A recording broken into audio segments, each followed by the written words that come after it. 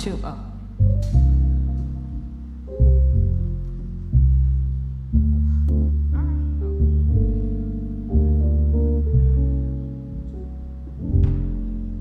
Check.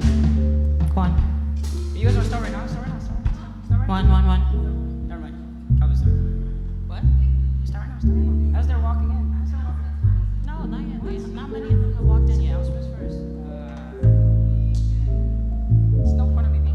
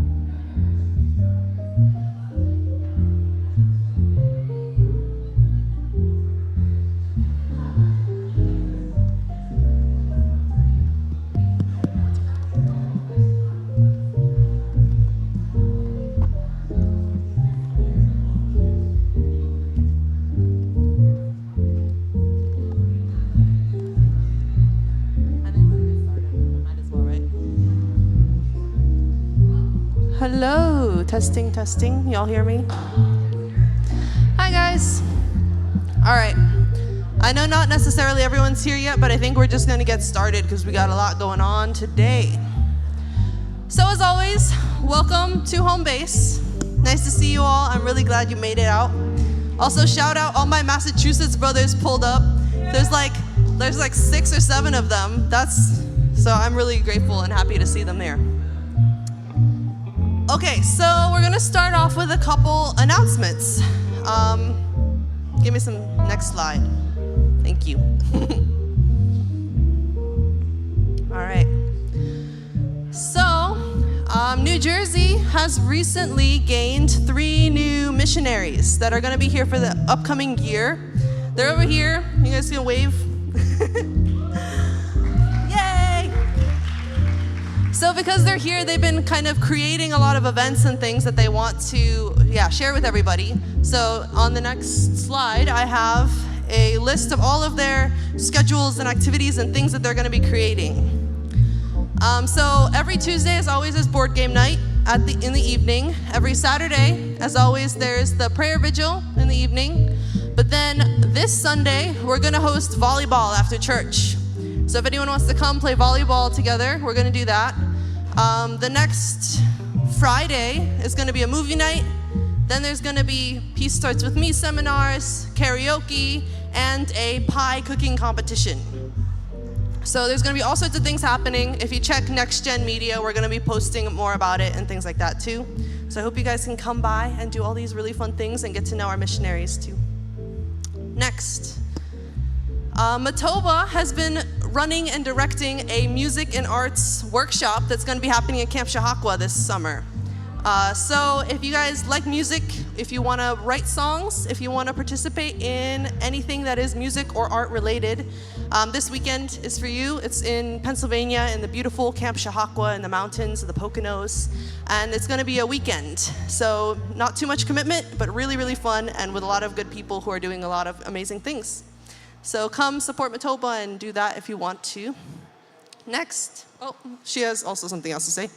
Also, today is the last day for the early bird discount. So if you definitely want to come to this workshop, if you want to be involved in music, arts, dance, yoga, all these things that we'll have at the workshop, today's the last day for the early bird discount. The registration will still be open afterwards.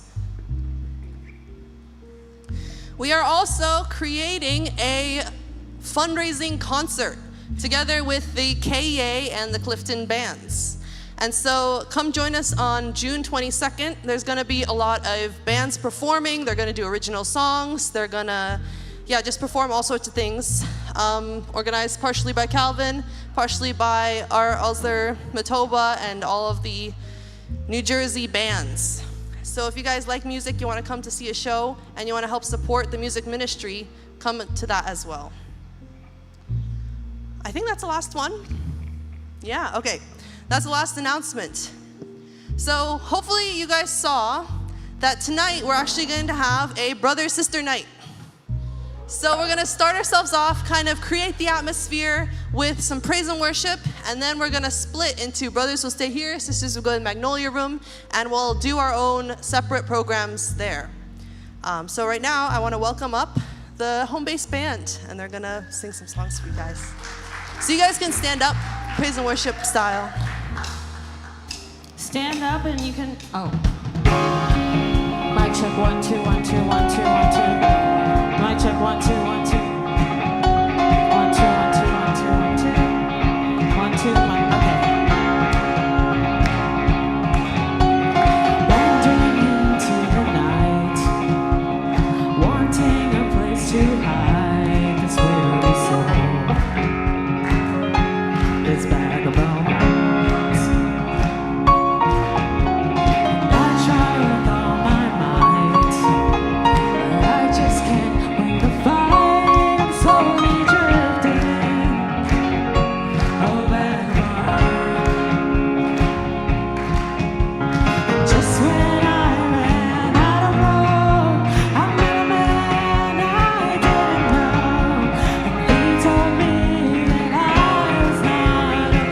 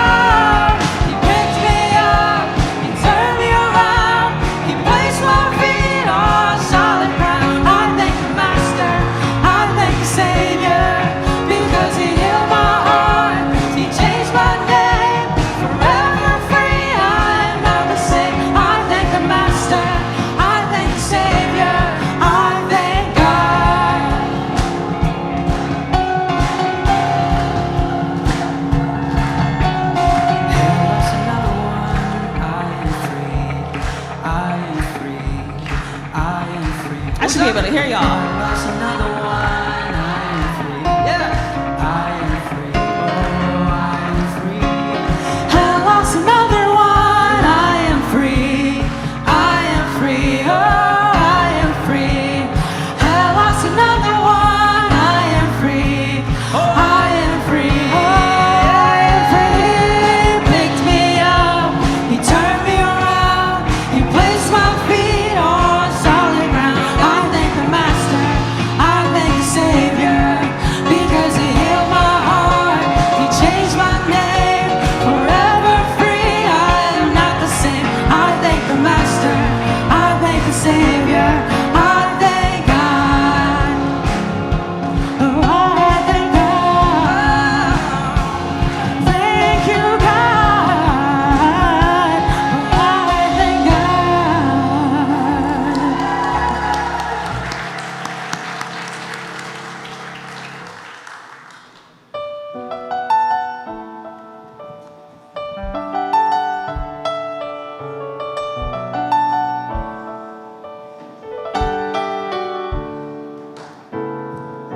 I've walked among the shadows, you wiped my tears away.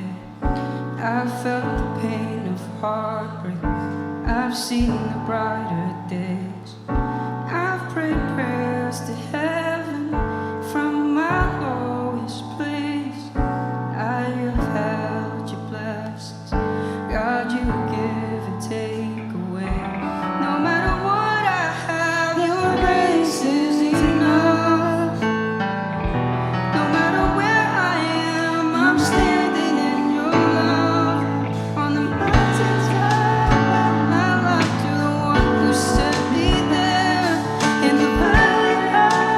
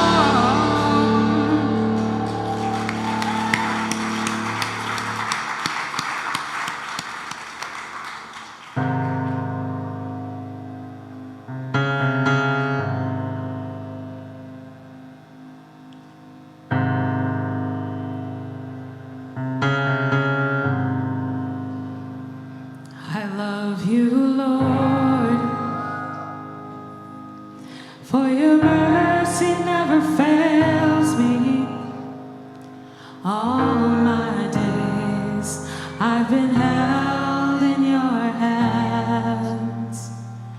From the moment that I wake up until I lay my head, oh, I will sing of the goodness of God. 'Cause all my life you have been faithful, and all my life you have been so, so good. With every breath that I am able, oh, I will sing of the goodness of God. I love your voice. You have led me through the fire and darkest nights. You are close like no other. I've known you as a father. I've known you as a friend, and I have lived in the goodness of God. Oh yeah, and all my life you have been faithful. And all my life you have been so, so good. With every breath that I am able, oh, I will sing of the goodness of God. Oh yes, your goodness is running after, it's running after me. Your goodness is running after, it's running after me. With my life laid down, I surrender now. I'll give you everything. Your goodness is running after, it's running after me. Your goodness is running after, it's running after me.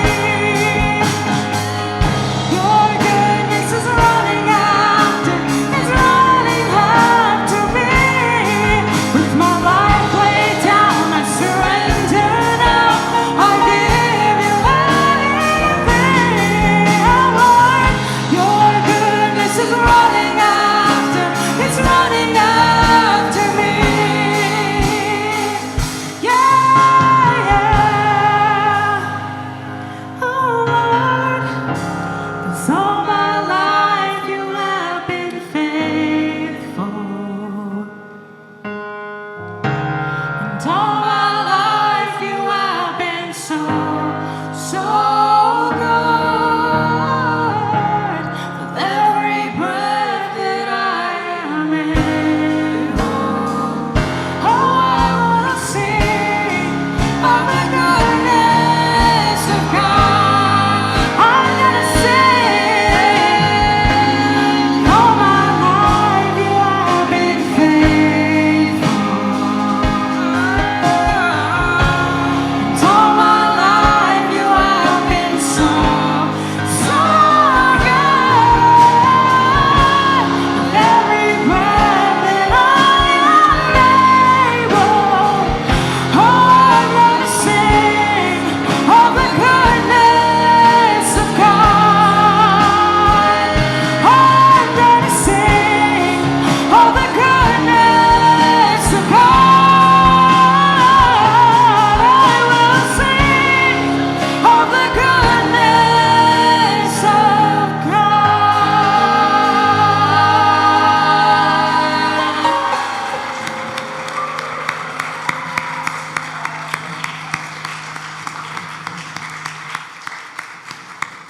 Wow, thank you guys so much.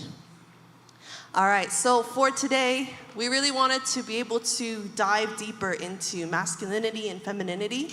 And the best way to do that, I think, is to really talk about it within those groups, right? And bond and share and within the group of people that can understand you the best. And so from now on, for the rest of the night, we're actually going to split up into sisters and brothers, separate talks, separate activities, everything separately, so that we can really spend that time together.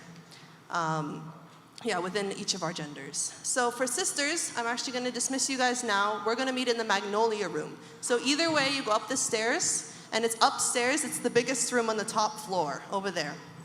So all the sisters, you guys can start heading out. Brothers, maybe you guys can kind of shift down, take some seats so that you're not all the way in the back.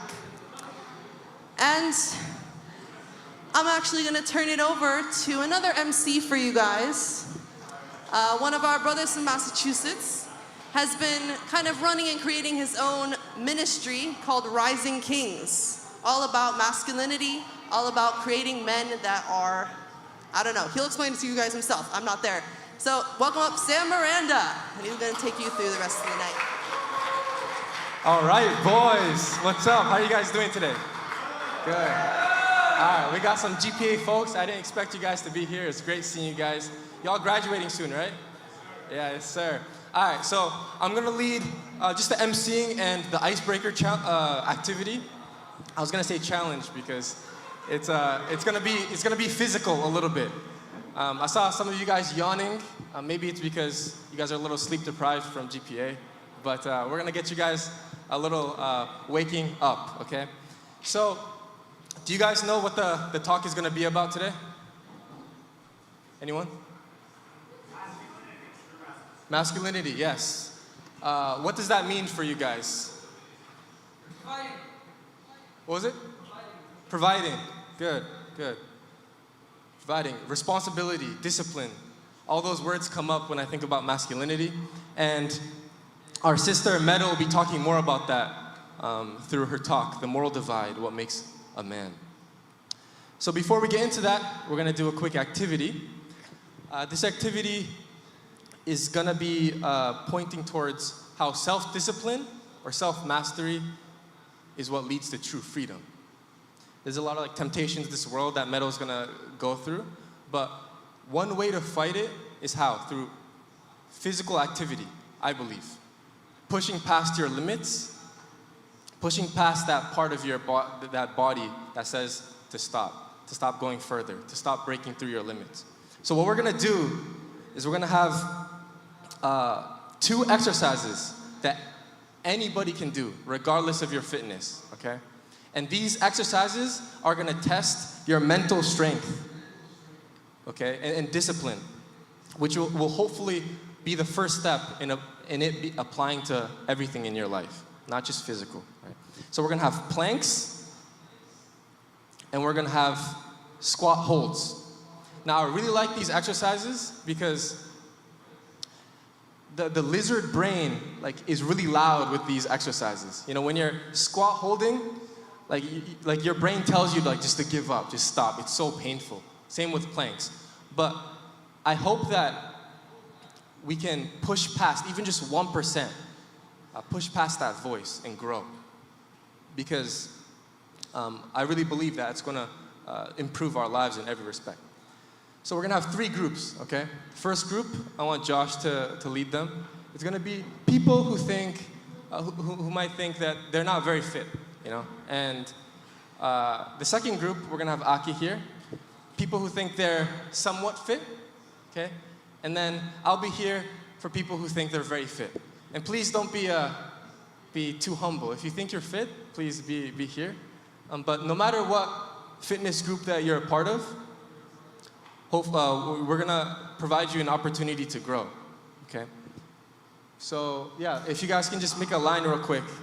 Let's make a single file line in each line. All right. Yes, sir, don't be fake humble. Come to my group.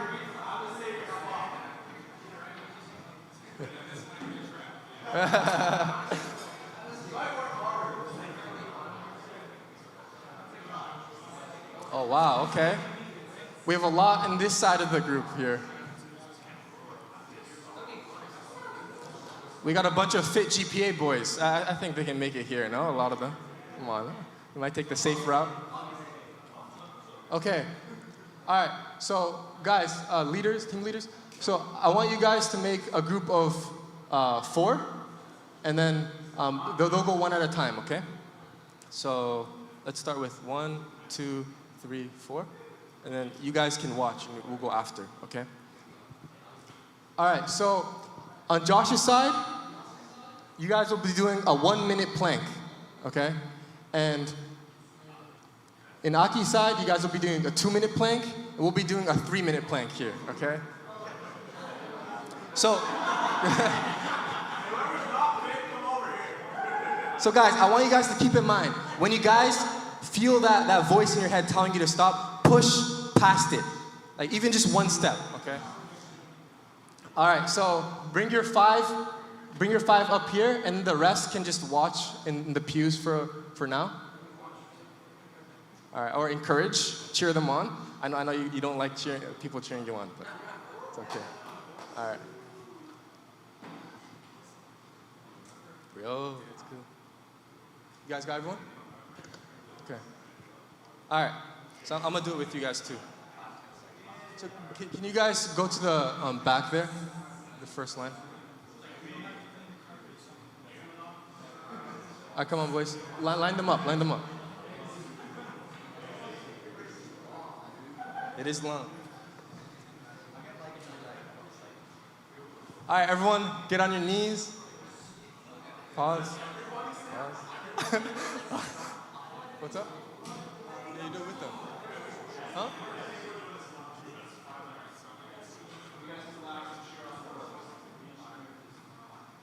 Yeah. Oh, guys, make a circle in your team, and then we'll all do the plank, okay?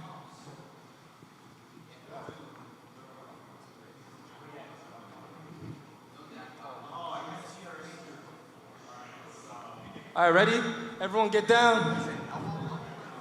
Elbow plank. Y'all got space? All right. Give it all you got right here. It's a great chance to grow. All right.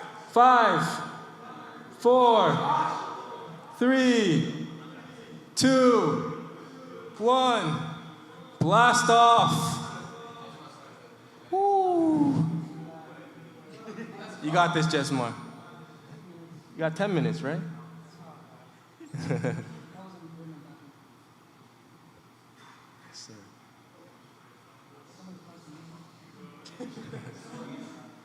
Oh yeah, music was a good idea. Maybe some like David Goggins mix.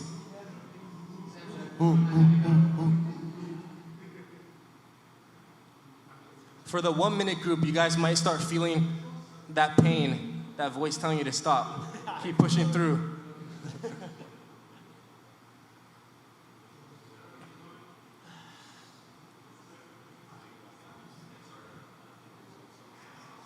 One-minute group, you're almost there. Keep pushing, keep pushing. Almost there. Come on. Push through that voice. Let's go. 3, 2. You guys can go longer if you want. Let's go. All right, 2-minute group. Y'all must be feeling it right now. Woo.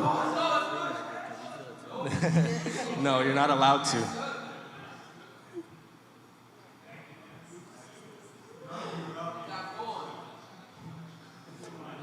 Chain that body down. Chain that body down. The body might be telling you, this is a dumb activity. Just give up. Nah.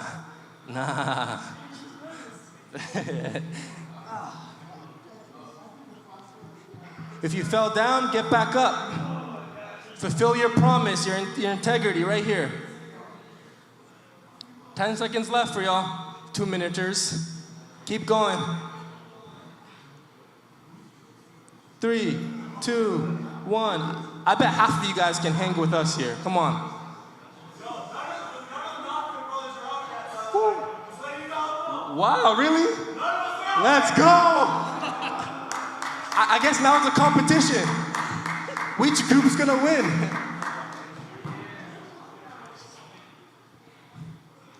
Woo.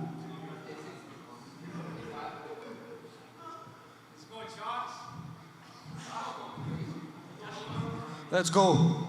Let's go. Let's go.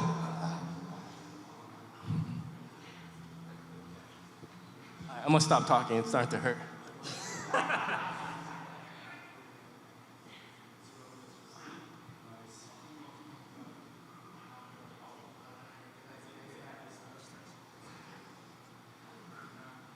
Eight, 7, 6, 5, 4, 3, 2, 1. All right, we're good. Good job. Good job. I know most of you can go longer, but we need the other people to go, so great job. Give yourselves a round of applause.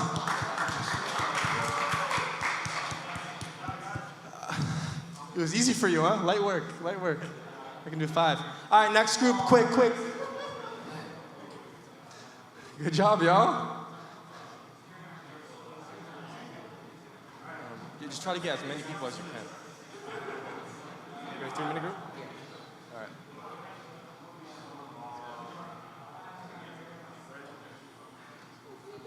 All right, 3-minuters. Make as much space as we can here, so we can fit so many people. Sid, you doing it? Which group are you in? 3 minutes? Sag, you gonna do the planks?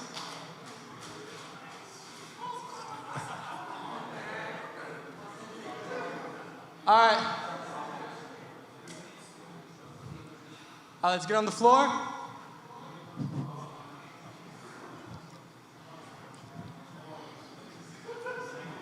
Through 5, 4, 3. Wait, hold on. Is everyone here? This is the last round for planks. Last round for planks. Make some space. Go up this stage if you need to. All right, 5, 4, 3, 2, 1. Let's go.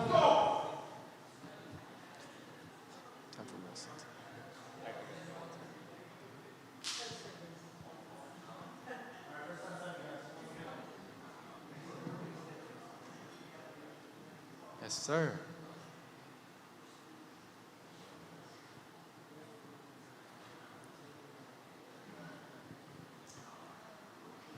Great job. Keep pushing.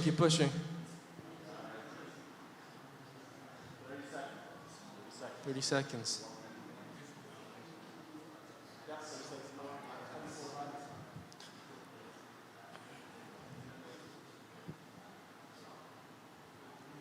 Y'all got it. Stay focused.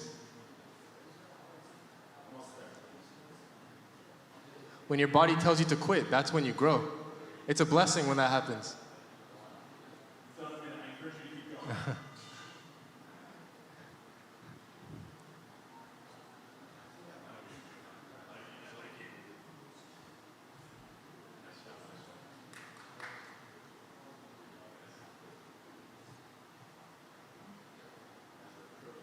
Great job, guys.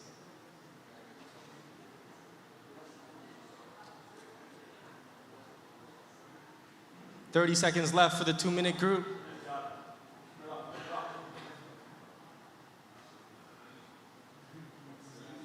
These GPA kids are fit, man. What do they have them doing in the mornings? Physical exercise.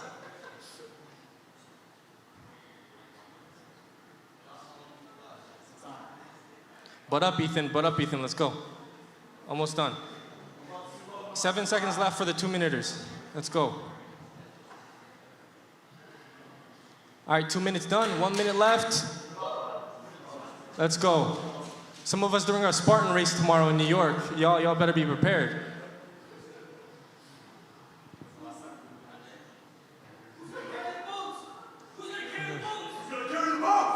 And the logs. Come on now. Wow. Josh's group is fighting, man.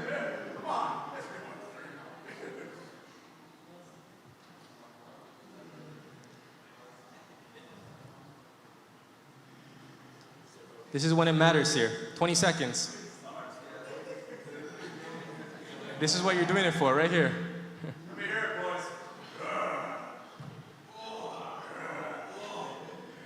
10 seconds, let's go. Push, push. Perfect form right here, perfect form. Good, good. All right, good job, guys. Give yourselves a hand. Hope you guys push past your limits. If not, you always have your house to keep going. All right, last activity, we're gonna do squat holds. He might be here forever. Look at that form, perfect. He's probably listening to music, can't hear us. Okay. Last activity, it's going to be squat holds for... how long should this be? Squat holds. What do you guys think? Should we have different groups? Different groups again? We don't have enough walls, so we're just gonna go here, okay? Just do half and half. Yeah, okay. All right, so same group in Josh's team. Let's do 1 minute squat holds, 2 minute squat holds, and 3 minute squat holds, okay? Since anyone can do this without much space, let's do it all at once. All at once, right here. So make some space. If you need to come up to the stage, please do.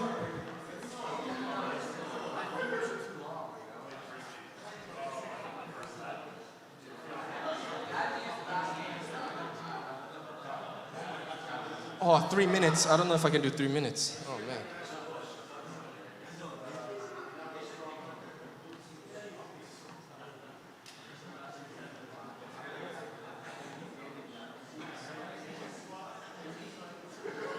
All right, guys, for squat holds, I want you guys to be like 90 degrees here, and then arms out or arms on your shoulders, okay? Seems like you guys don't have enough space. You guys can come up here too if you want. Sure. Maybe more, yeah. All right, everyone ready?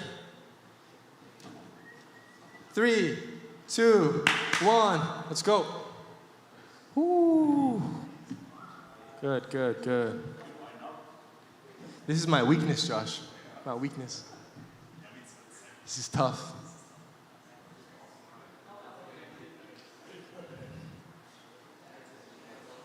Breathe through it, breathe through it.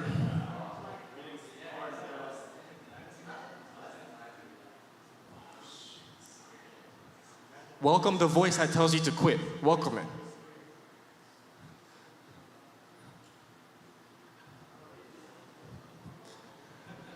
Mind over body right here.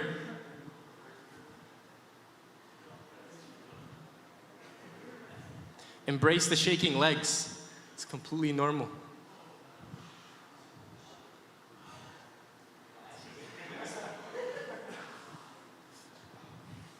Five seconds left for the 1 minuters. Keep pushing. If you can go further, go further. I want you guys to get 1% better today, at least. Embrace the pain. It's natural. You choose the pain of hard work or the pain of disappointment. There's no other option.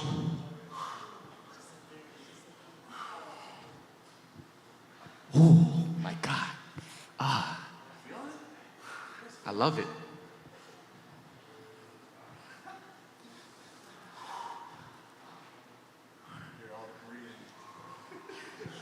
Come on, keep going, come on. 15 seconds left for 2 minuters. Let's go. 1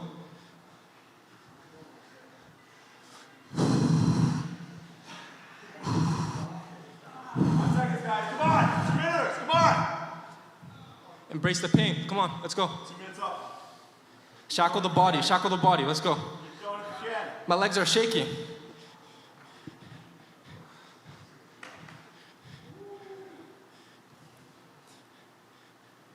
Oh man, how are we gonna do this Spartan race tomorrow, Josh? Oh boy. Go till you collapse. What's that Eminem song? Till I collapse? Yep. till I collapse. 30 seconds left, let's go.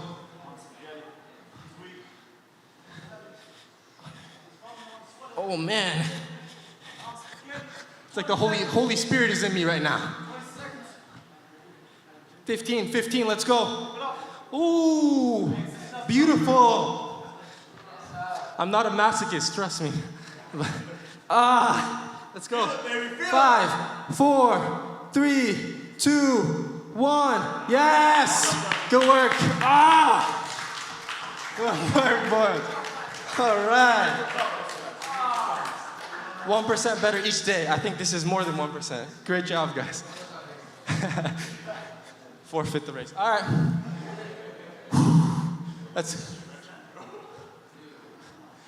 Everyone stand up where you are and let's do some stretching real quick. Little thigh stretch. Don't worry, Meadow, we're almost done. Not gonna take your whole time. All right, other leg. Whew. It's hot in here. Yeah? Yeah, we don't train squat holds, so.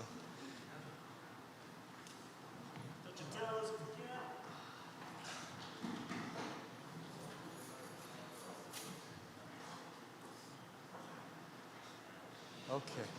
Yeah, that's good. All right, if we can make it back to our seats, take a couple deep breaths.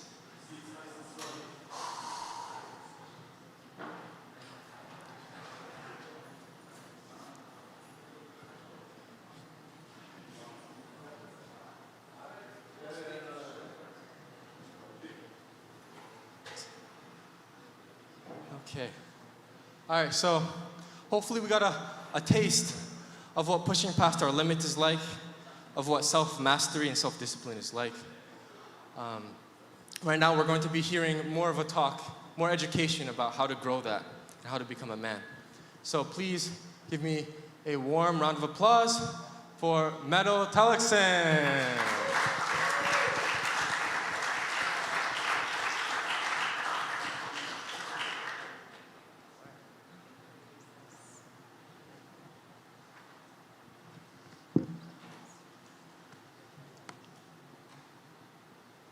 You guys can't leave now because your legs hurt so much.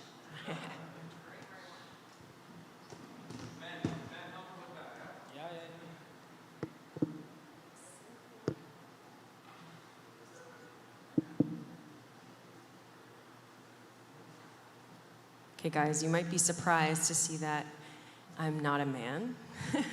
Talking to all the brothers in here, so I hope I don't disappoint. Let me just get my timer going. I tend to talk a lot, so we gotta keep an eye on that. My name is Meadow Telekson. I'm a second generation from New Jersey. I'm 40 years old, so I'm an older second generation. Some of you might know my daughter Skyla Telekson. I mean, the GPA kids probably do. She's on GPA at the moment. I think she's adventuring. And some of you might know Ty Telekson. He's in high school, and I have a little one, Novalie Telekson. She's 12. I've been blessed since I was 19 years old. So it's almost 21 years now. So I think I know a little bit about marriage, and I'm not a man, but I'm raising one. It's not a man yet, but we're trying, and I'm blessed to a man. So I gave a sermon recently about heavenly masculine and heavenly feminine. So I think Eva heard that and was like, wow, maybe you can expand on that for the guys. So yeah, this is about I think this is my third talk in recent years to the young adults. And you'll see I really love facts and figures and stats because I feel like truth is something that you can't really argue, right?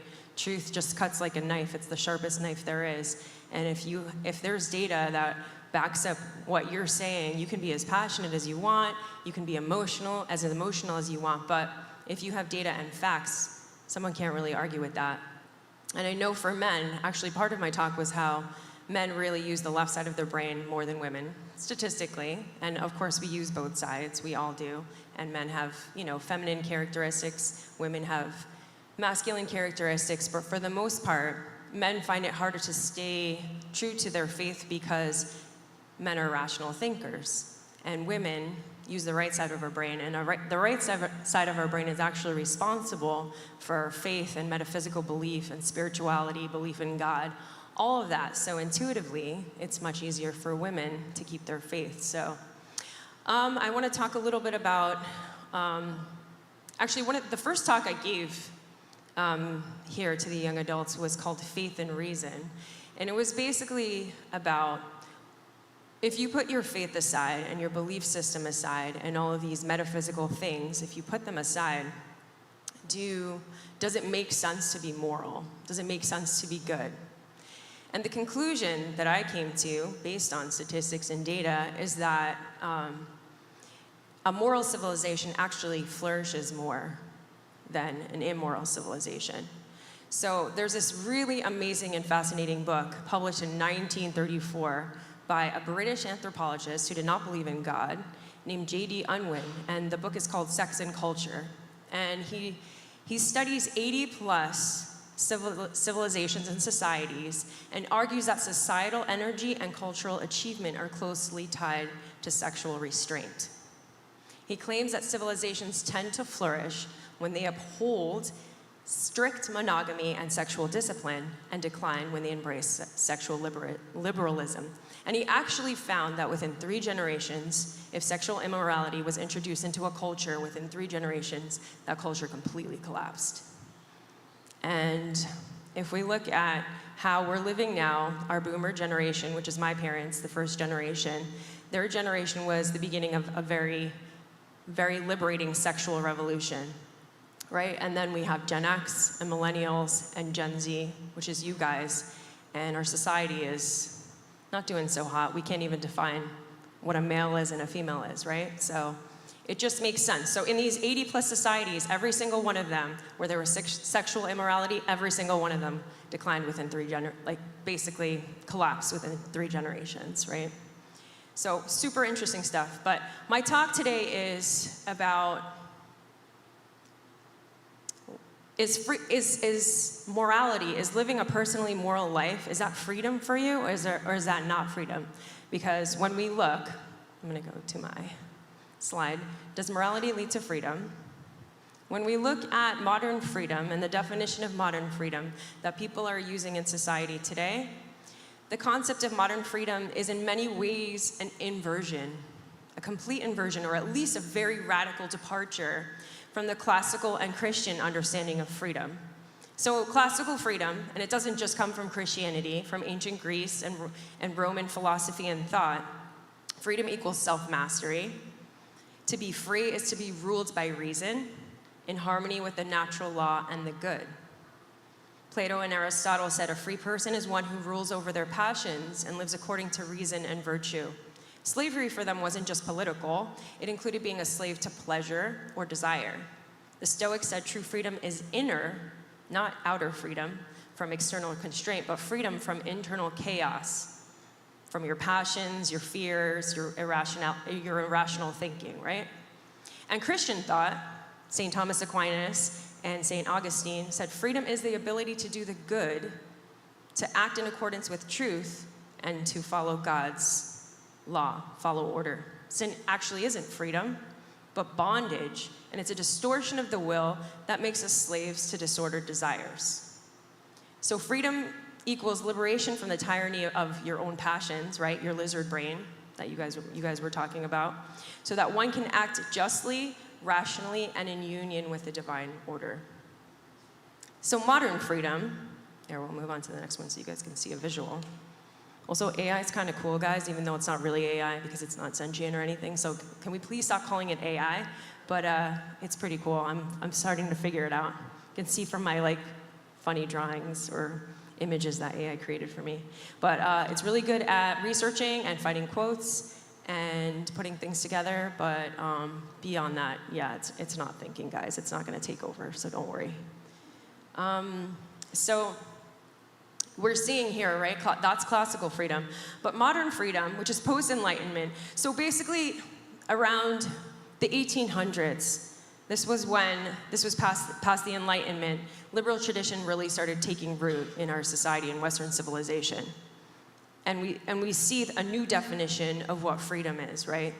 Beyond the classical definition of if you overcome, right, this chaos or this disorder or your lizard brain, you go past your animal instincts and you move into your higher brain, right? You connect with your original mind that's connected to God. Beyond that thought, modern freedom is defined as autonomy and self-expression. And to be free is to act without interference, especially from things like tradition, nature, more like order, the order of the world, or moral authority. And it's rooted in thinkers like Hobbes, Locke, Rousseau, and later Mill. Freedom becomes freedom from restraint, especially external stuff, like the church, monarch, tradition, community, and it's often defined as the right to choose, regardless of what is chosen. It's just like the fact that I can do whatever I want or choose what I want, and I'm free from the constraints of order and law and all of these other things. That's what makes me free, right? So morality becomes subjective, right? Or procedural. What matters is not what you choose, but just the fact that it's your choice. Freedom is liberation from external authority so that one can define one's own identity, values, and reality. And my friends, if we can't even define what reality is or know what reality is, we're in really big trouble. So modern freedom often defines itself by rejecting the older view, especially the idea that our desires or will must conform to a higher order. This makes the modern idea of freedom appear freer on the surface, right? But in the classical lens, it's actually a kind of enslavement to the lower parts of your soul, to your lizard brain. You're ruled by your body. So thinkers who explicitly call this out are Alistair MacIntyre. He wrote about After Virtue. Modern freedom lacks the moral framework needed to make freedom meaningful, he says. C.S. Lewis, who you might know from The Abolition of Man, the Screwtape Letters, or more popular, The Chronicles of Narnia. He critiques modern freedom and he says it's actually undermining who a person is. And Augustine, long before modernity, he distinguished between libertas, which is freedom for the good, and licentia, which is false freedom. So according to the classical understanding, if we go all the way back to Plato, we're made up of three things. And we've heard this in the divine principle. We've heard about our emotion, our intellect, and our will, right? So his chariot, Plato defines the chariot as your soul, and the mind, right, is the intellect. That's the charioteer. He's the one steering with the reason, right? And the noble horse is kind of like your will, but it's your will to do good. It's your higher nature. It's almost like your original mind. That will, the original mind is controlling that, right? Your higher, not lizard brain. And the unruly horse is that appetite, right? Your low base passions, right? And we all have those passions for sleeping, for eating, for sex, all of these things, right? So the whole point is to tame or to civilize or to subdue these passions under reason. And then the soul is in constant conflict, which is what, we hear from True Father, right? There's always that divide. Our fallen natures are always calling us, right? But a well-ordered soul is one where reason rules, spirit supports, and passions obey. So I'm not going to go too much into that because I have a lot more to talk about. But the way passions enable our control is there's disorder first, and then they dominate, right? So if you experience fear and you let that take over, right, then you're seeking protection. And oftentimes, if you're so fearful and you're so afraid of something, you will seek protection from even tyrants or people that are wanting to control or manipulate you, right? So when people are afraid, they seek security, even from tyrants. When they're greedy, they ignore long-term consequences for short-term gain. When they're angry, they'll act without deliberation or nuance. And when people are lustful, they'll just seek instant gratification, right? In order to control someone, you must first disorder them, right? You tell everybody that they're gonna die, and then you tell them we all have to be locked up for a bunch of years. And if you're really super fearful and freaking out, you're gonna listen to everything someone tells you to do. You'll even give yourself like 1 million injections, right? So we really have to think. When we think about things, we have to look, what is the result or the product of something? So a lot of times people are like, oh, well, what is truth? Do you even know what truth is, right? What is good or what is bad? How do you even know? Well, just look at the result of something. If you look at a civilization and they decide to be sexually moral, you know, where people are waiting till marriage and there is fidelity within the relationship between the husband and wife, and people aren't just running around sleeping with everybody and having babies all over the place out of wedlock, then that civilization is actually going to rise. And in Unwin's book, he actually proved that arts got better, agriculture, everything flourished under one change, just sexual morality within a culture, which we know, right? Sex is the root of sin. Sex, lust, all of that, it's just so easily manipulated, right? If people fall and seek their base animal instincts for sex, then you can really control a society that way. And that's kind of what we're seeing today in our culture. So I really feel for you guys. And the reason why I want to talk to you is because, I mean, I know I seem old, but like 20 years ago, I was a teenager. Like, I grew up with the internet, you know? And I understand what it is to be in this society. And I know how crazy it is for you guys to grow up in this society. And I know the drives towards these instant pleasures and things, and with their phones, it's like, I could check my phone a million times. Like, I have to take myself off of social media for a couple weeks just to detox, because I'll doom scroll, and I follow all this like crazy political stuff, so I'm just like, oh, the world is definitely ending, you know, that kind of stuff. So I have to take a break. I get it, I understand, but I really want to talk to you about how you can take control of that stuff and how actually women really, really, really need morally strong men. So much. It's so extremely important, and I'll explain that to you in a little bit. So social controllers have long known that to control people, you first stimulate their passions, and then you offer a solution for those unruly passions. For example, well, actually, let me go back to this. So Plato and the church fathers, they knew this. They warned that passions, desires, appetites, fears are the easiest part of the soul to manipulate, and that once passions rule, reason is clouded or overthrown. And the most patent of the passions is sex. So with the rise of mass media in the 20th century, the media controllers have been able to control the masses of people more effectively than ever, right? Because of this, our knowledge of how this works becomes even more important. We see massive distractions that are leading us to our demise. So I'm going to get a little bit more statistical for you guys. Or just a history of manipulating passions. And specifically, I'm going to talk about some uncomfortable things that we might not want to talk about, but don't worry, I'm your Nuna, and it's fine. I understand what's going on in our culture, so yeah, I'm really going to get into the nitty-gritty of this. So figures like Edward Bernays, who was the nephew of Sigmund Freud, he saw a market for sexual liberation, and he learned to manipulate public opinion by appealing to sexual interests. Bernays understood that associating products subliminally with sexual desires could be exploited for financial gain. A lesson he learned from his uncle. Guess who his uncle is? Good old Sigmund Freud, the psychologist. You guys know him, right? Who exploited patients' sexual desires for profit.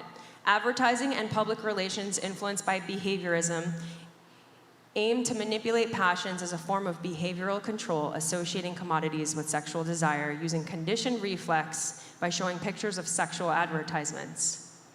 So I don't know if you guys have heard of the Rockefeller family. Everyone knows them for just being really super rich, right? Well, their interests were seeking to understand and control human sexual behavior through science. So they actually the Rockefeller family funded Alfred Kinsey. His research started in 1941. So like I said, after the Enlightenment in the 1800s, Western culture started to change. We started thinking about more modern freedom.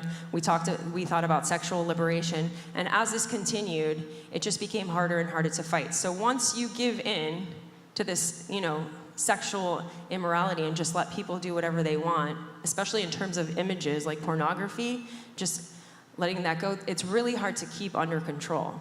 So this started back then, but it really, really started to gain a lot of traction after the World Wars.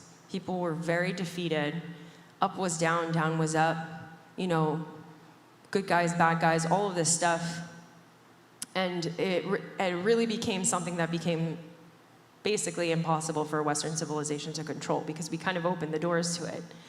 So Kinsey decided that he was going to research, collect a large library and collections of erotic materials, which he showed to visitors, including Foundation executives, journalists, and scientists. He used these collections and the taking of sexual histories of people, so he would sit down and talk to people about their sex lives and their histories, as a form of control. He gained leverage over individuals by possessing their secrets. This was seen as using sex as an instrument of control. And this is where blackmail comes in. So you can't bribe a billionaire, but you can blackmail them, right? And this is what the Epstein operation was all about that you guys have seen, right, in the media. Basically, you can't, some people, there's only one way to really get to them, and that's through sexual sin, right, and sexual immorality. And it's not just the Epstein, case. Sex in a form of political control is very common. The mob has used this.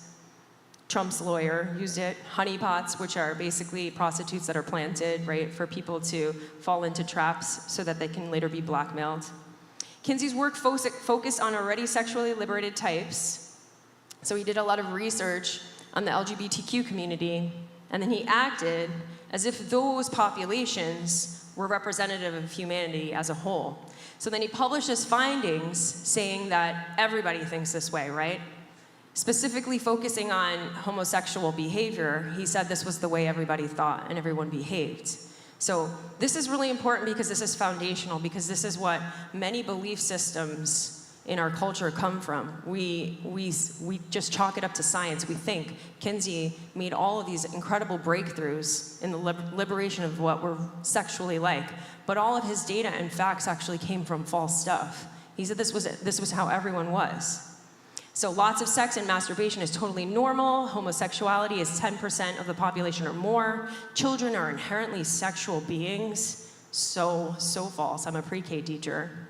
We can't stay monogamous as human beings. It's an impossibility, right? So they went against civilization's understanding at that time, and this kind of thinking was hugely influential, and it contributed to the sexual revolution that my parents experienced in their generation experienced in the late 60s and 70s. So remember, this stuff is science, guys, right? And in this particular case, it was backed by the Rockefellers for the purpose of social control. And ultimately, the Rockefellers, and you can Google this, they were super, super interested in population control. And this laid a hand in it. So, keep going.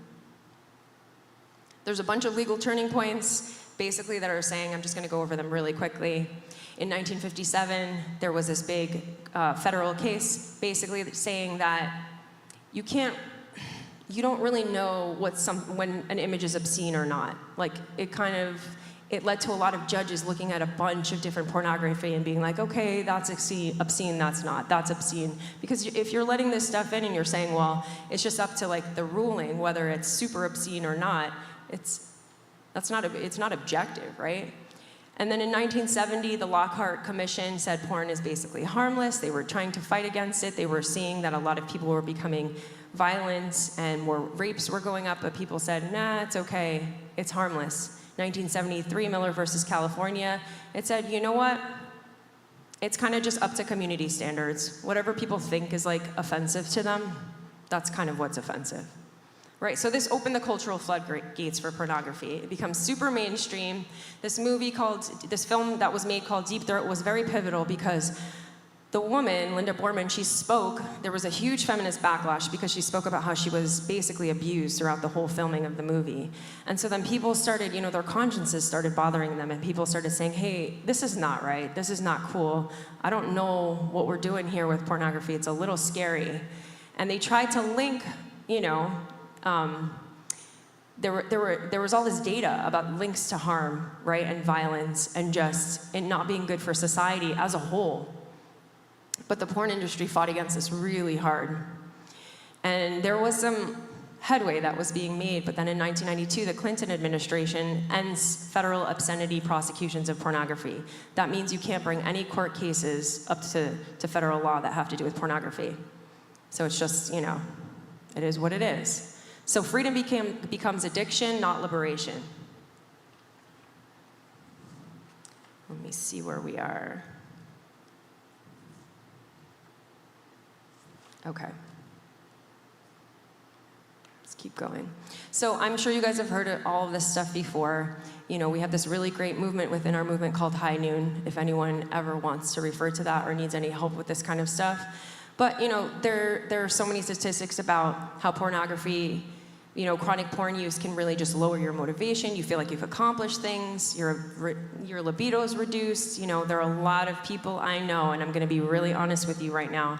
There are a lot of people my age who are struggling in their marriages because it is very hard for the husband to keep an erection because of so much masturbation and so much pornography. I'm sure you guys have heard some of these stats before. But there's also the isolation and relationship decline. You're getting your satisfaction online. You're not really interacting with people. And it's interesting because, you know, we would think this is a good thing because we are trying our best to keep our purity, but your particular generation is meeting people and having way less sex and dating way less than any other generation before them, which is kind of crazy. That just means that people are not connecting with other humans, right? You know, it's just everything's accessible online. We're walking around with it, guys. Like, it's so easy, and you know this. So some even liken porn to digital opioids, right? It's easy to access, endlessly stimulating, but it's endlessly disempowering. And your brain doesn't really understand the difference. When you get off through pornography, your brain doesn't understand the difference. Your body doesn't understand the difference between that and actually, you know, having sex with your wife.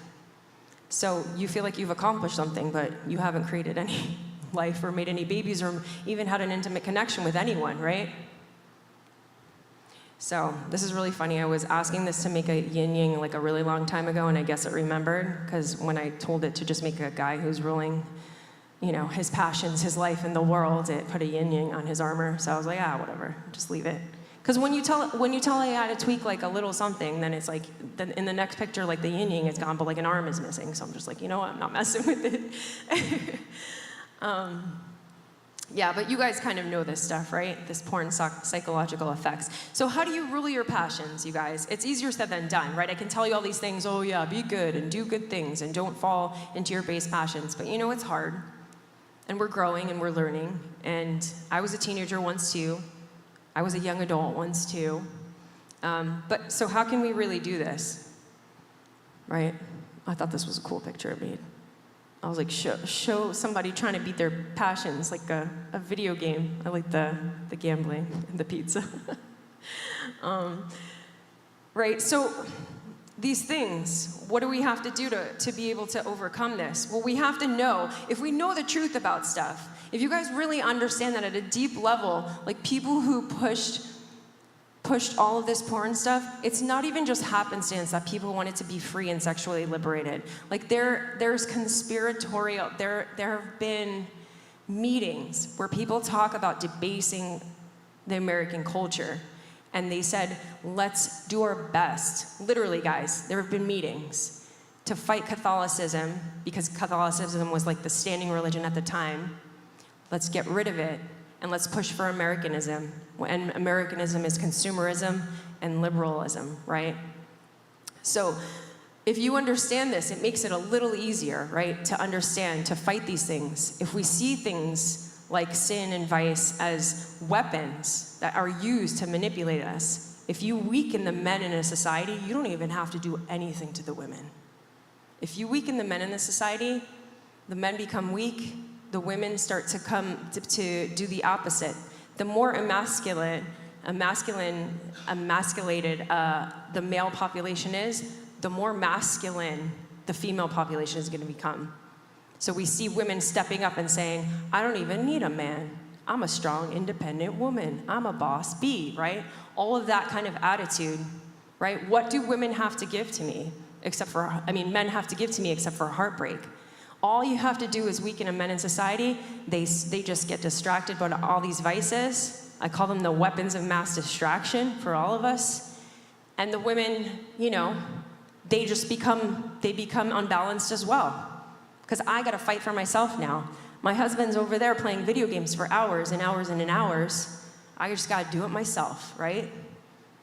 And that's what happens to a society. There's this huge imbalance, and women become strong and mean and bees, you know, They become empowered, but it's too much. That's not the kind of women leadership we need either, right? We don't want angry women walking around. Then we're not in our feminine energy, right? So drugs, they give you false reality. I'm gonna go through this quickly because I only have a few minutes. Pornography, opposite of original intentions of bonding, right? Beyond actual procreation. It's just you're not accomplishing anything. Consumerism, ruled by stuff. Social media consumption linked to negative self-worth. Actually, the stats on this are kind of insane. They're grossly, statistically, there's no positive impact with social media because the negative impact is so bad that it's negative. So I'm not saying don't go on social media and do this stuff, but be very aware, right, of what happens to you and what the results are with you, right? I mean, I'm on it too, so. Gaming, it's an illusion that real goals are accomplished. Wow, I got this really cool sword, but like in real life, you didn't get anything, right? So at the least, they're all time wasters, guys. And it doesn't mean you can't do some of this stuff. Besides pornography and drugs, I would say probably stay away from that. We do consume things, right? We're into buying stuff. But if you let them run your life, you're in big trouble. So at the least, they're time wasters. At the worst, they'll ruin your grasp on reality and truth, right? You haven't accomplished anything. So I really want to get serious with you guys. The crucial role of men. And we talk about the subject and object relationship a lot in the divine principle. And when True Father talks in the divine principle, when he talks about God, he talks about how God is in the subject position, the masculine position actually, and humanity is in the feminine position. Just means the object position. So in your family, basically the importance of men being morally strong and having a firm grasp on reality and truth is so important for the rest of the family to function. And we're gonna go into this more. This is the fun part. So numerous studies prove that women are attracted to leadership skills and moral clarity. So men are being attacked in our society. It's not a question. And we can say, for argument's sake, we can say, oh, it's just happenstance because we've become more sexually liberated and liberal. But in my opinion, and from my understanding of history and what is going on, especially in America in the last 60, 70 years, it's conspiratorial because it's very easy to get consumers to do what you want and to get a country to do what you want if you weaken the men. Because no one's out there fighting and saying, hey, that doesn't make sense. Hey, it doesn't make sense to mask us for 2 years. Hey, that doesn't make sense, right? That's not gonna work for me and my family. That's not gonna work for my community. That's not gonna work for my society. Because we're just so busy consuming and doing things that give our base lizard brains the pleasure that we want, right? So, let me just show you this quickly. It's my timer. Go fast. Why women are attracted to leadership and moral clarity in men and why it's important. I'm gonna give you a real fast cheat code. Women are very emotional. We have hormones that literally rule our lives. Our estrogen rules our brain, like literally.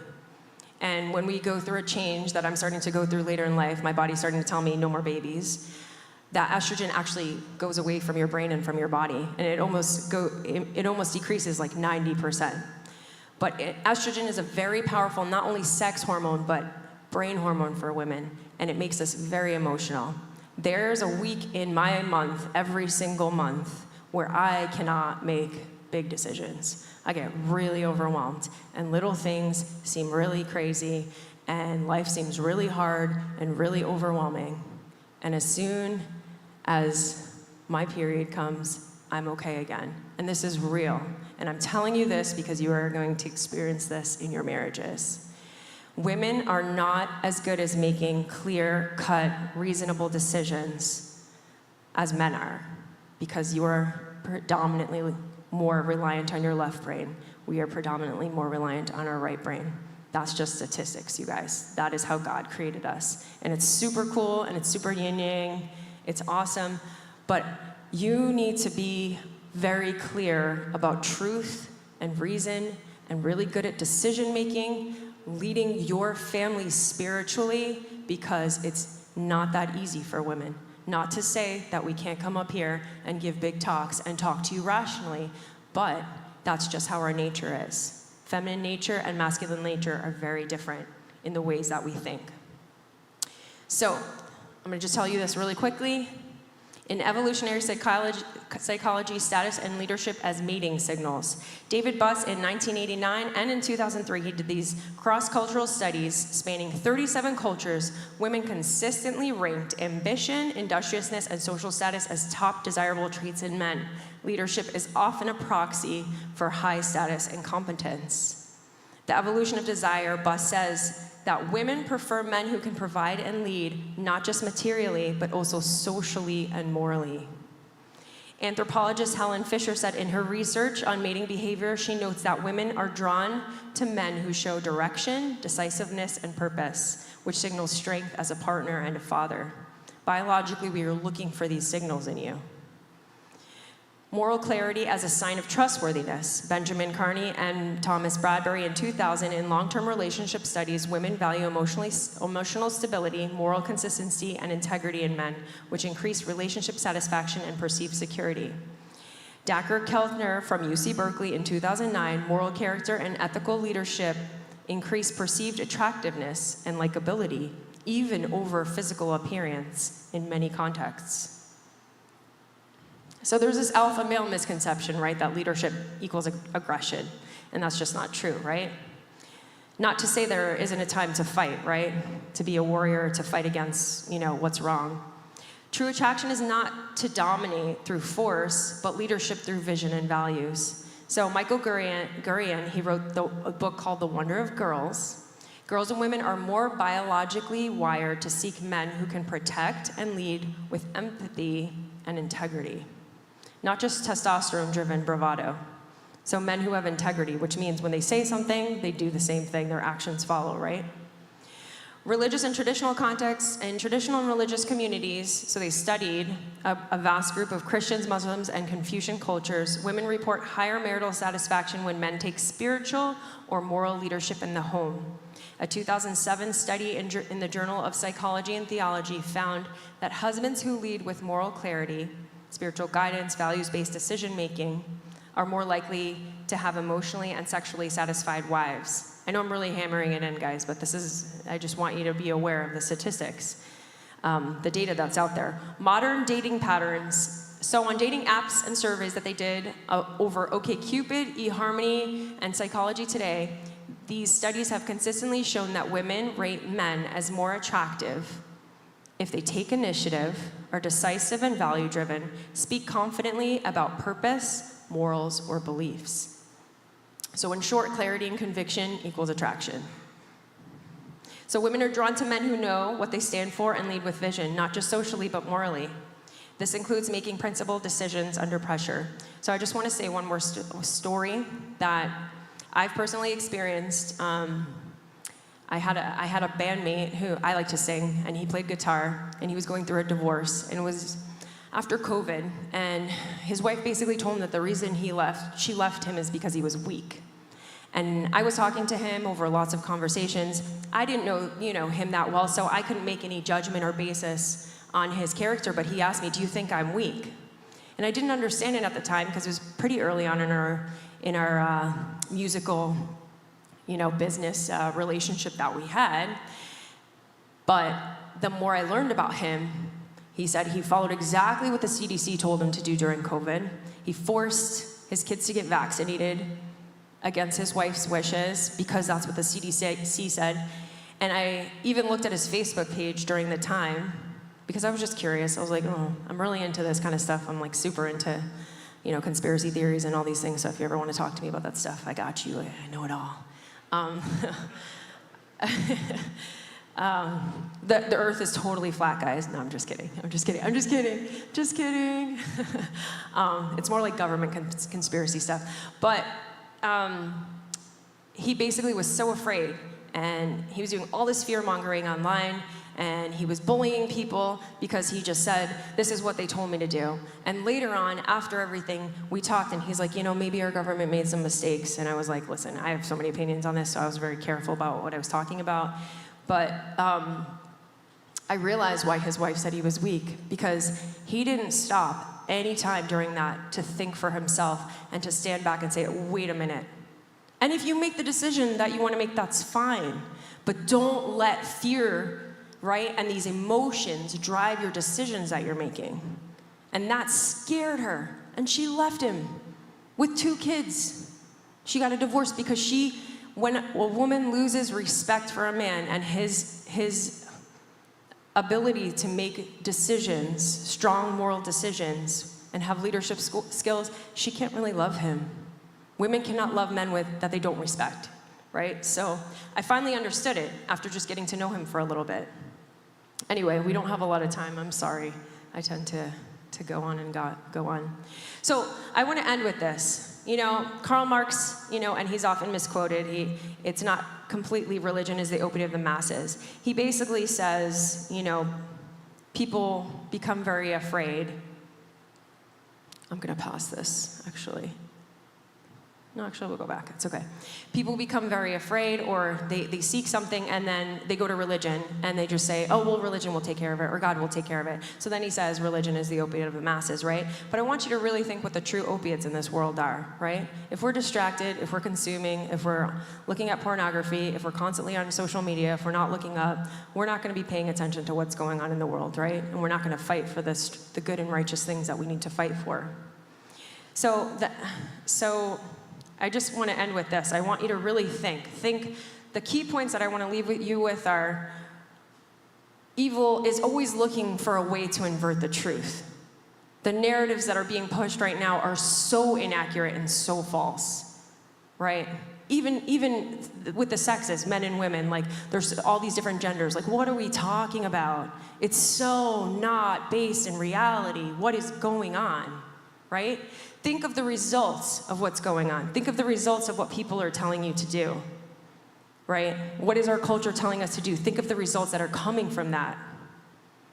Do the results make sense? Are they based in reality? That's how you know what truth is. Just look at the results.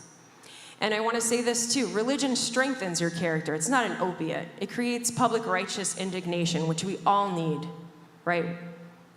Beware of that which is pushed upon us and let loose without any restriction. And examine why certain things are oppressed or criticized. Christianity is very criticized in today's culture. Why do they hate us so much? Right? Why do they hate people who believe in God and people who are religious so much? So much so that it's irrational. My band partner, he wanted to become a Satanist, and he was all about it, and he was so angry at Catholicism and his parents and what it did to him. I said, what did it do to you? He's like, nothing. It's just, you know, I'm not free to do whatever I want. Oh, okay. All right. Sounds like some real trauma, right? Not letting you do whatever your base desires want to do. Anyway, so I could go on and on, but I know it's long and it's hot in here, guys. So thank you so much for listening to me so far. I'm just going to end with a couple quotes. He who conquers himself is the mightiest warrior, Confucius. Freedom is obedience to the truth, Pope John Paul II. And from Proverbs 27, the righteous man walks in his integrity, and his wife and his children are blessed after him. A true leader is one who has already won the battle within himself. Only then can he lead others. The first step in building the kingdom of heaven is the victory of mind over body. Without that, there is no foundation for God to dwell. And that's our dear true Father. So I don't know if we have time for reflection, because I know I talked a lot. I'm sorry. I always do that. I try really hard. This is 12 pages long. I don't know how you guys want to handle this or run this, or should we just have... I don't know how you guys are handling reflection. Do you want me to lead it? Yeah, I'm sorry, guys. I could go on and on. I'm really sorry. Thank you. There needs to be a part 2 and 3. Thank you, Meadow. Wow. Woo. This is Rising Kings content, huh? Perfect. All right. Meadow said, you know, men are left-brained mostly, and she definitely gave us a lot of facts today, a lot of science-backed understanding about what masculinity is in the current state of the world. I really agree. Like, she went all the way back into the Greeks, where Plato talks about like the tripartite soul, right? We have rational mind, we have the emotions, and the spirited element. We need the rational mind in control to be true men, and how women need leadership, are looking for leadership skills and moral clarity for a man to guide them. So those are beautiful things. Thank you. Weapons of mass distraction. I love that. They said we had WNDs in Iraq, but I guess they were here the whole time, right? Distraction all day. All right, well, anyway, let's reflect about what we've heard today. Let's get into a group of 4, and we'll take, let's do 15 minutes of discussion, okay? So let's break up and see you then.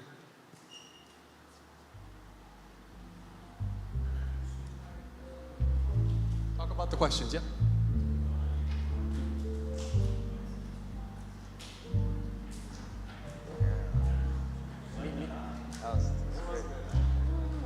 Rising Kings content.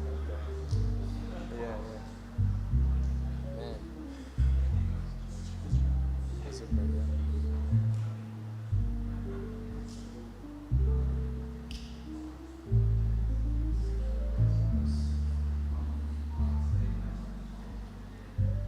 I'll join. That's okay.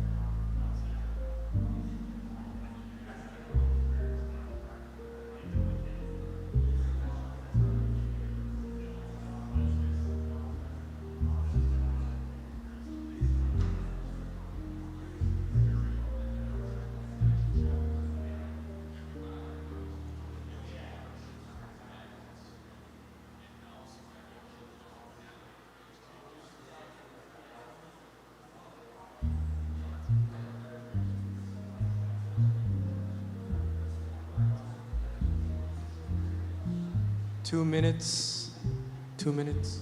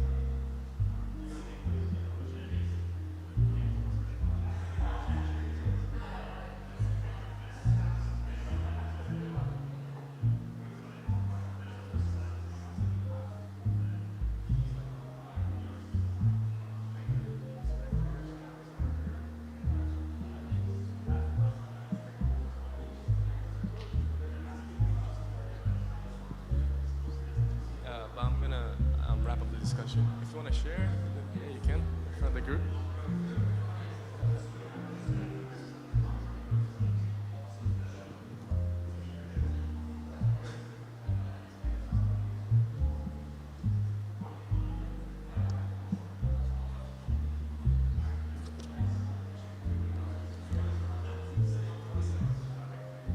"20 seconds. Let's wrap it up.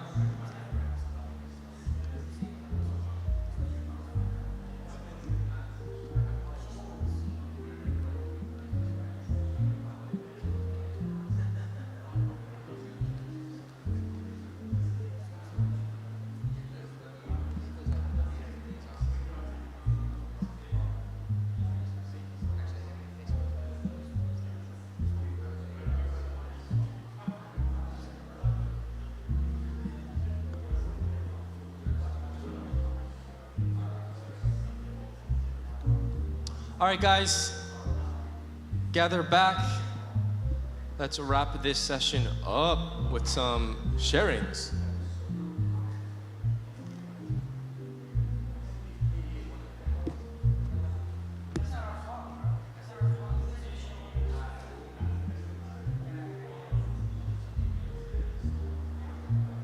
All right, you guys can continue your conversations afterwards.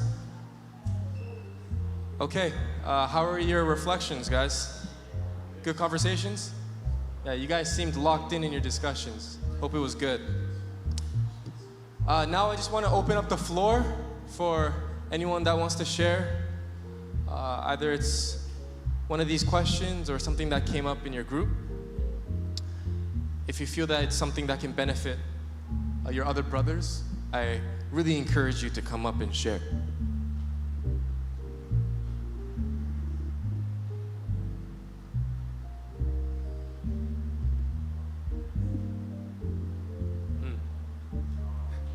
Nobody has anything valuable enough to share? Come on, I know you guys do. Eri.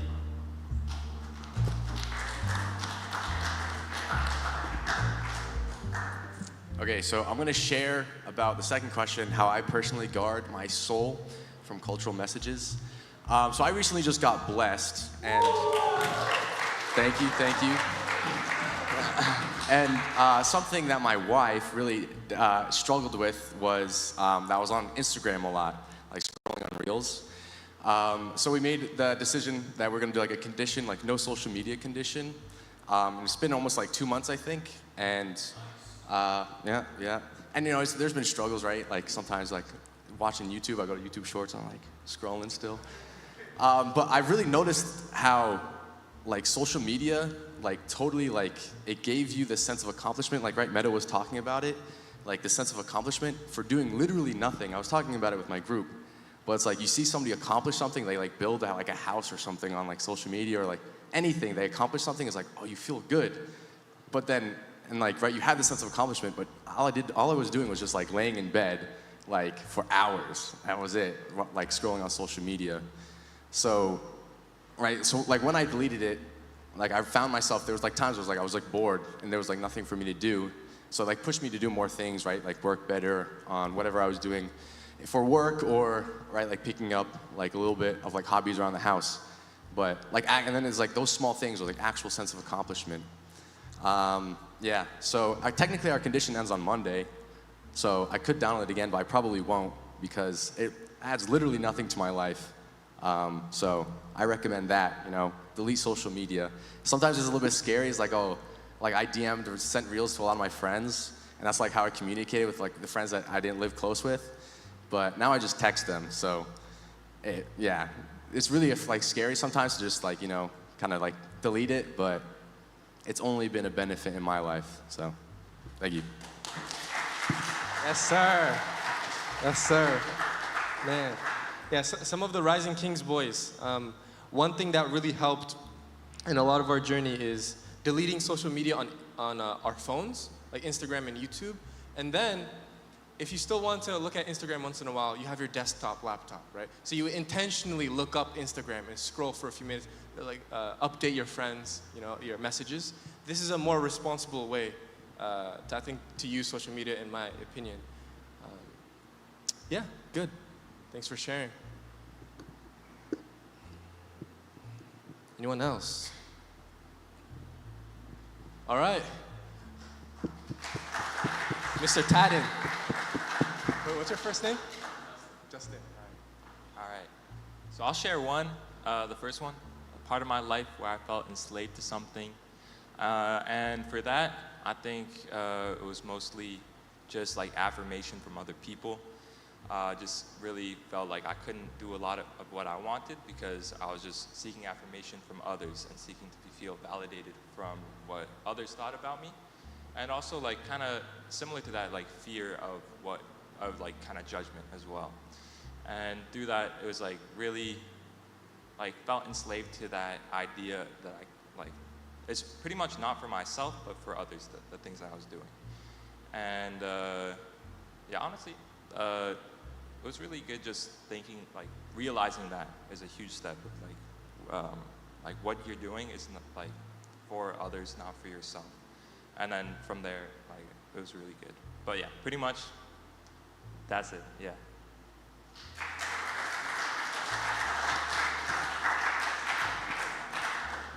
Thank you.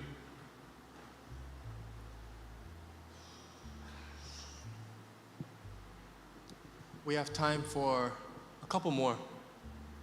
Ethan.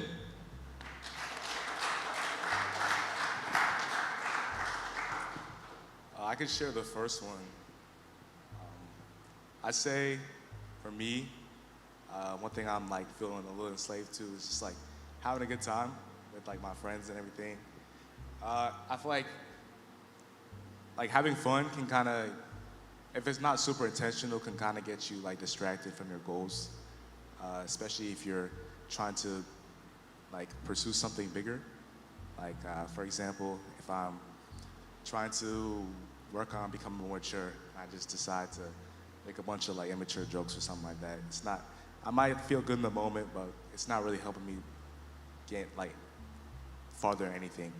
And yeah, I think I put like how much fun I'm having, like gave it like more priority over the things that I really need to be striving for at times. So yeah. Yeah, I'm happy to hear that. You know, I heard a little bit about this year's GPA and how it was tough for some people. I heard, maybe this is wrong, but some of the sisters, because the boys would make so many inappropriate jokes and be rough, carousing around. But I'm really glad that this is the takeaway, that the brothers are learning from this. This is great.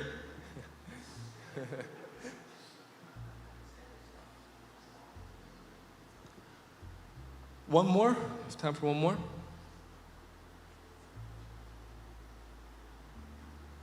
All right, Taka. All right, yeah. I'll answer the second question. How do you personally guard your soul from cultural messages that appeal to your lower desires? Yeah, I'm assuming this question means like, how do you like, kind of like societal temptations, right? That's what I'm assuming. All right, yeah.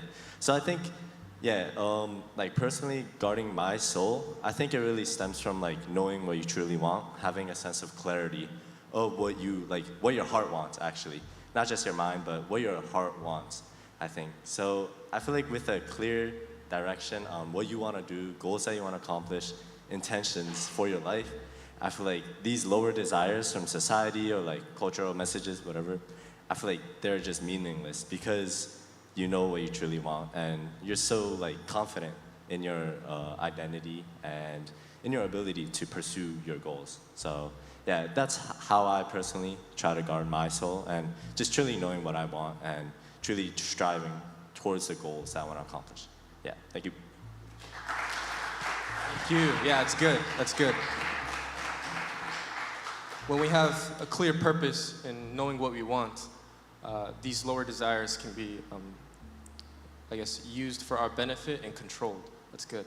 Yeah, that reminds me of Marcus Aurelius. He was an emperor in the Roman Empire, and he had like everything that any man could ever want, like all access to women, all access to wine and power, decisions of life and death over everybody in the known world. But still, he lived a virtuous life because he really believed that a good life is a life of virtue. And Meditations is a good book for that. Like, it wasn't easy for him actually. Like, there were times where he really felt tempted with all these desires that were amplified because he's emperor. But he would be writing in the Meditations. It's like his diary, his very personal diary. Like, the philosophical life is the best life. I'm reminding myself this is the best life. So sometimes you have to remind yourself. Sometimes you have to go through those rough patches where you feel so much temptation because of the stresses of your life. But let's follow the example of people like True Father, people like Jesus, people like Marcus Aurelius, and the great men alike who achieved self-mastery. Because as True Father says, before you seek to dominate the world, seek to dominate yourself. Exactly. So thank you guys for this session. Hey, what's up? Just. Oh, you're about to call? All right, let's give a round of applause for Meadow, everyone here. Thank you, thank you. All right, so we're gonna head back down to the dining hall, and we should be meeting the sisters there at any time. So yeah, let's go. Thank you.